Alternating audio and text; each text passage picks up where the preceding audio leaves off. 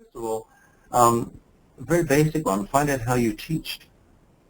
Many of us think that we know what we're like as teachers, but in fact, when a supervisor comes and observes us teaching, we often get a bit of a shock to find out that an observer's understanding of our teaching is very different from our own.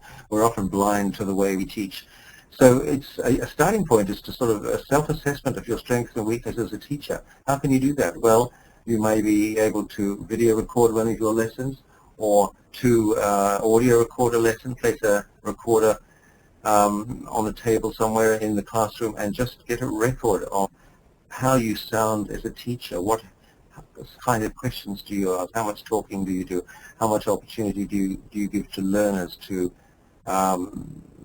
interact in the lesson, or was the lesson teacher-centered or learner-centered? So those are some of the things that you can find out by recording a lesson and going back and looking at that, listening to that recording or looking at that video to ask yourself, is this really the kind of teaching that I want to be doing?